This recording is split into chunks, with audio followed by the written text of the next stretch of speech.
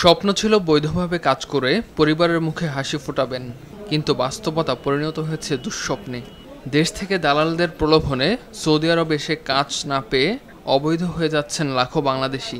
এই দালালরা এটা বুলি চুলি জানে, আইনা সেরা মানু ওই দেখেন রাস্তাঘাটের মধ্যে কেমন উত্তাল হয়েছে। 6 মাস হয়েছে আমি আইছি সৌদি আরব। 6 মাসের ভিতর আমার যে দালাল নিয়ে আইছে ওই দালাল আকামা দেয়নি। 3 মাসের যে পাসপোর্টের আকামা, ওই পাসপোর্টের আকামাই পাইছি। আগে কোম্পানিতে ছিলেন, লাস্টে ছুটি কাটিয়ে আইছি, কোম্পানি বাদ দিয়ে গেছে আর এরপরে বাইরে চলে আইলাম। থাকা খাওয়া কিংবা কাজ কিছুই নিশ্চিত নয়। অনেকেই নিঃস্ব হয়ে পড়ছেন চরম এই অনিশ্চয়তায়।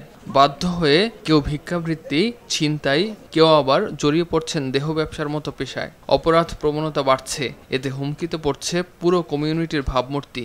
4 গুণ শক্তিশালী এনজাইম ও অধিক ফেনা সমৃদ্ধ অরিক সিলভার ওয়াশ মাত্র 70 টাকায়। 3 মাসের একামা এটা কোনো ভালো বিষয় না। এর মধ্যে 5-10% আইসা কাজে লাগে, 90% অবৈধ হয়ে যায়। এর কারণে এরা রিয়াদে যত ক্রাইমস আছে এই ক্রাইমসের সাথে জড়িত হয়ে যাচ্ছে। অবৈধ অবস্থানের কারণে অনেকেই আটক হচ্ছেন সৌদি আরবের আইনের ফাঁদে। জেল জরিমানা ও দেশে ফেরত পাঠানোর ঘটনাও বাড়ছে প্রতিনিয়ত।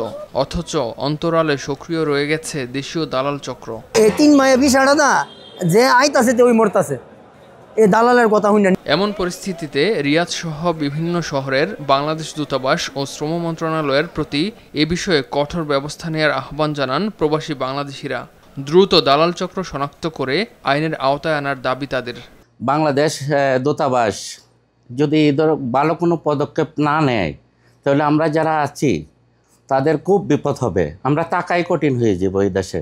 সংশ্লিষ্টরা বলছেন, সচেতনতা বৃদ্ধি, ভিসা যাচাই এবং সরকারি পর্যায়ে কঠোর নজরদারি ছাড়া এ ভয়াবহ পরিস্থিতি থেকে রক্ষা পাওয়া কঠিন। আমার কোম্পানির ভিসা দিব, এটা ছাড়া আপনারা কেউ আয়েন না। 3 মাসের আকামা বা কাফেলা করে দিব।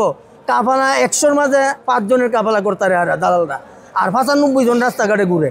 এখনই সচেতন না হলে বাংলাদেশের শ্রমবাজার হুমকির মুখে পড়ার আশঙ্কাও করছেন কমিউনিটি ব্যক্তিরা। ইমতিয়াজ আহমেদ, RTV।